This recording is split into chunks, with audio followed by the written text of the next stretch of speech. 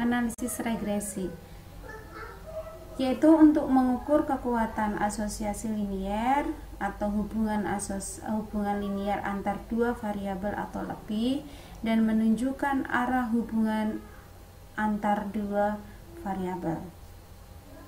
Oke, hubungan variabel itu bersifat yang namanya fungsional yang diwujudkan dalam suatu model matematis.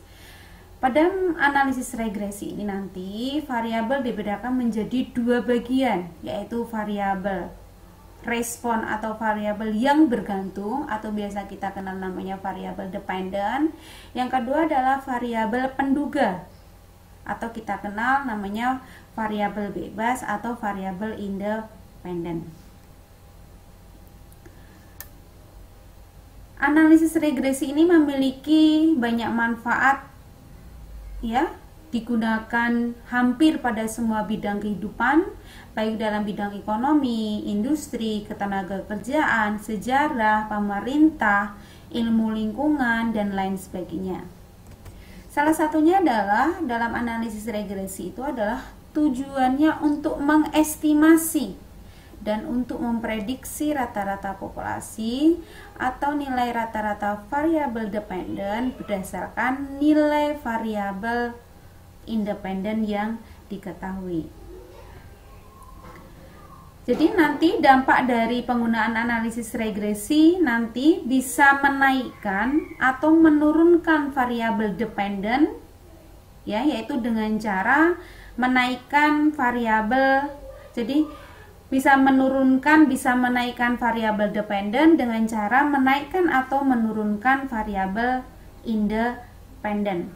Atau kita dapat menaikkan keadaan variabel dependen dengan cara meningkatkan variabel independen atau sebaliknya. Teknik untuk mengestimasinya yaitu dengan melandasi analisis regresi yang disebut dengan pangkat kuadrat terkecil atau biasa disebut ordinary least square.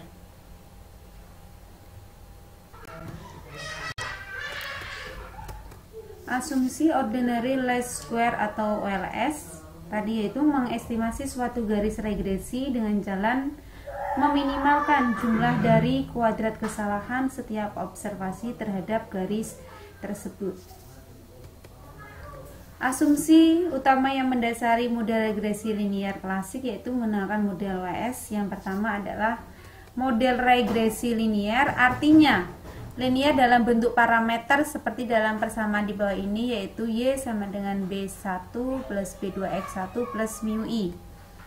Nilai X diasumsikan non-stokastik, artinya nilai X dianggap tetap dalam sampel yang berulang. Nilai rata-rata kesalahan adalah 0. Yang keempat adalah homoskedastisitas. Yang kelima adalah tidak ada autokorelasi. Yang keenam antara mu I dan xi saling bebas. Yang ketujuh adalah jumlah observasi harus lebih besar dari jumlah parameter yang diestimasi. Yang kedelapan adalah adanya variabilitas dalam nilai X, artinya nilai X harus berbeda. Yang kesembilan adalah model regresi telah dispesifikasi secara benar. Yang ke-10 adalah tidak ada multikolonialitas. Oke, selanjutnya adalah menilai goodness of fit suatu model. Jadi untuk goodness of fit suatu model itu adalah menilai kelayakan model regresinya. Diukur dari yang pertama adalah koefisien determinasinya atau R kuadratnya, yaitu keragaman persentase keragaman Y yang mampu dijelaskan oleh X. Yang kedua adalah parsial atau menggunakan uji T. Yang ketiga adalah bersama atau menggunakan uji F. Oke, yang pertama adalah nilai koefisien determinasi, yaitu pada intinya mengukur seberapa jauh kemampuan model dalam menerangkan variasi variabel dependen. Nilai koefisien determinasi nilainya antara 0 dengan 1. Jika nilai koefisien determinasi itu kecil, berarti kemampuan variabel-variabel independen dalam menjelaskan variasi variabel dependen itu amat terbatas. Berbeda jika nilai koefisien determinasi mendekati 1, berarti variabel-variabel independen dalam memberikan hampir semua informasi yang dibutuhkan untuk memprediksi variasi variabel dependen.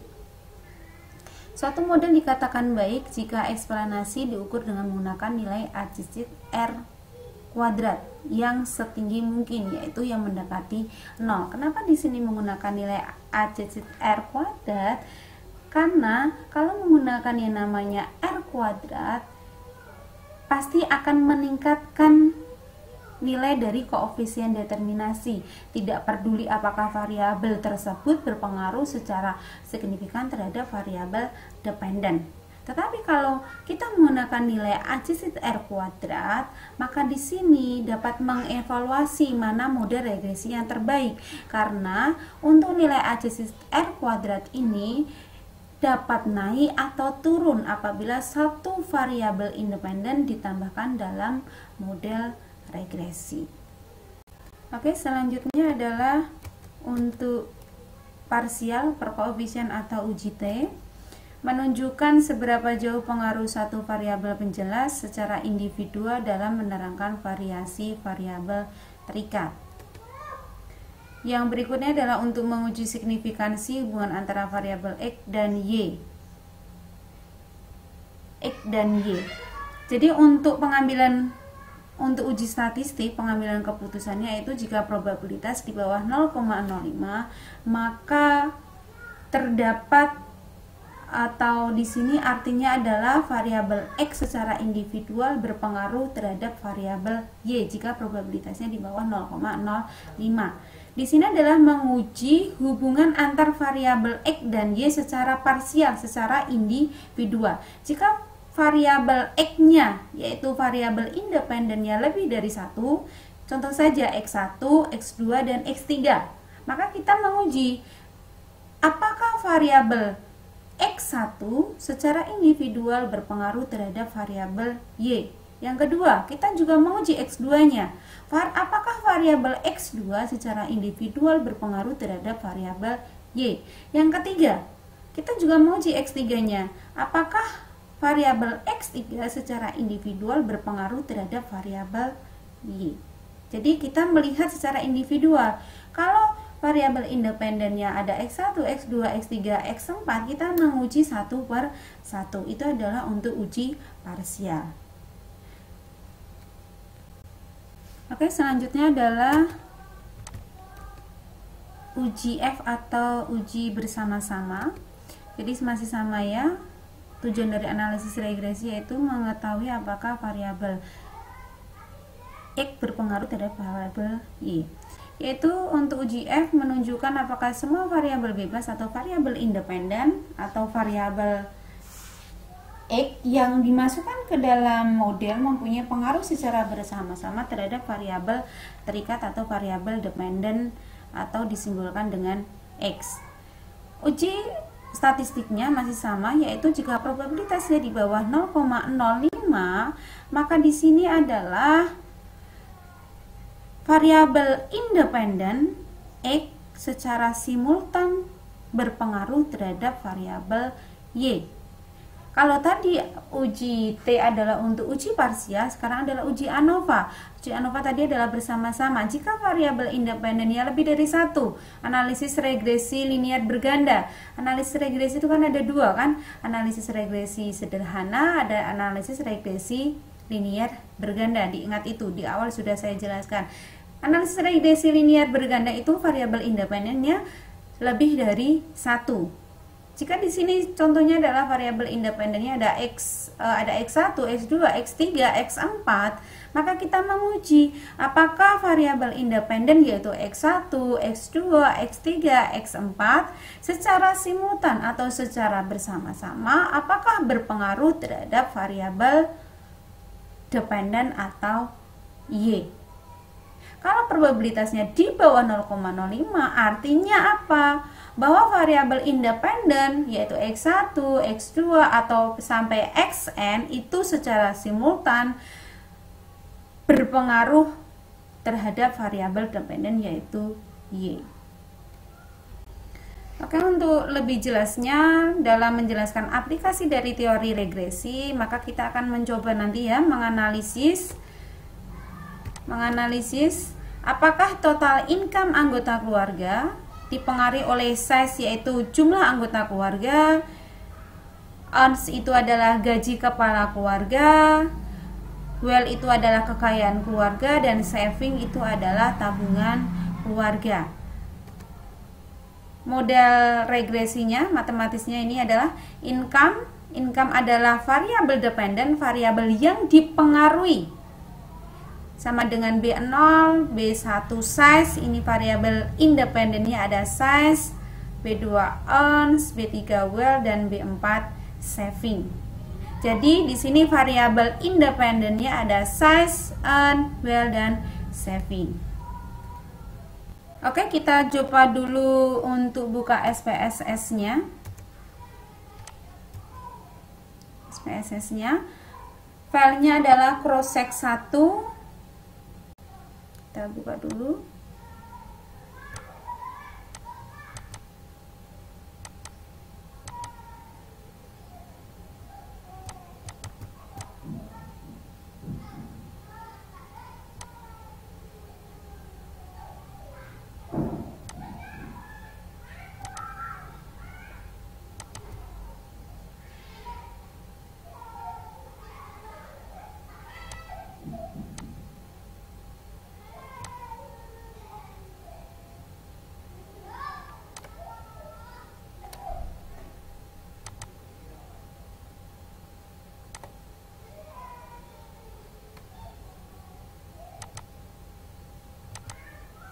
Datanya adalah cross-check 1.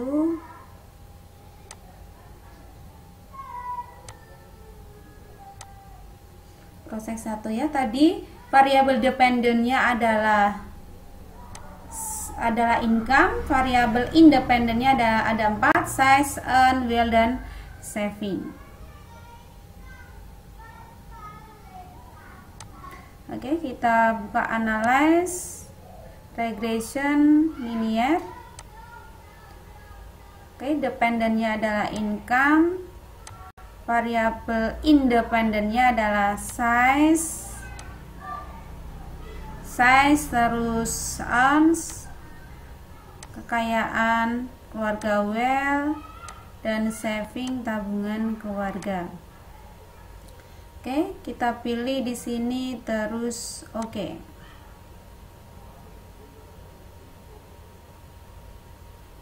Oke, di sini model summary yaitu tadi menggunakan adjective R-square, yaitu melihat dari koefisien determinasi.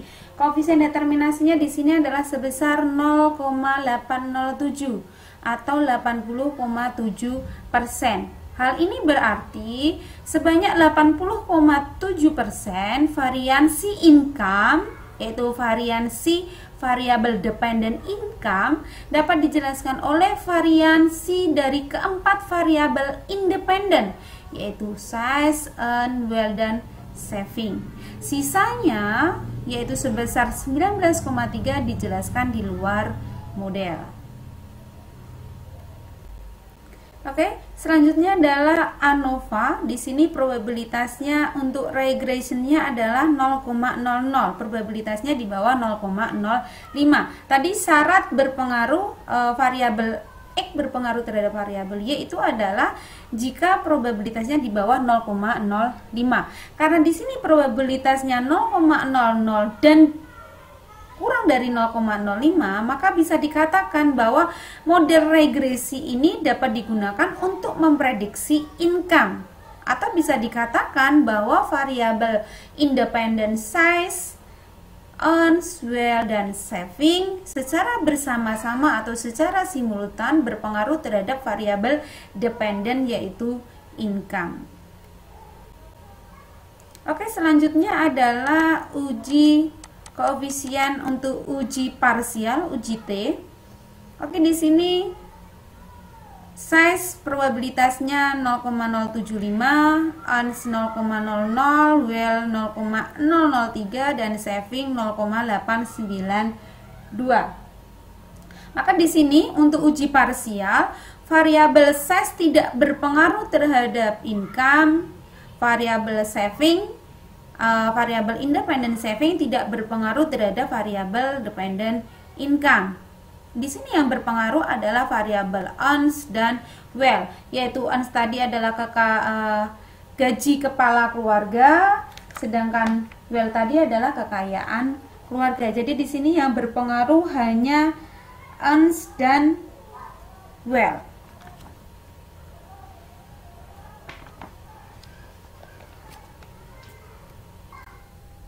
Untuk koefisien dari variabel independen, jadi di sini untuk konstantanya 3,848, size-nya negatif 302, terus ons-nya adalah 0,840, well-nya sebesar 0,059, dan saving-nya sebesar negatif 0,009. Jadi bisa ditulis untuk model persamaan regresinya adalah income sama dengan 3,848 dikurangi 0,302 size plus 0,840 ons plus 0,059 well plus 0,009 saving. Tadi yang berpengaruh itu hanya yang berpengaruh terhadap income itu hanya ons dan well. Maka di sini konstantanya kan sebesar 3,848. Artinya apa? Bahwa jika variabel independen yaitu saving, earn, well, dan size itu 0, maka rata-rata income-nya adalah sebesar 3,848. Oke, tadi yang berpengaruh adalah hanya earns dan well. Di sini earns-nya adalah 0,840. Yaitu gaji kepala keluarga, artinya adalah menyatakan bahwa setiap penambahan gaji kepala keluarga sebesar $1.000, maka bisa meningkatkan income sebesar $840.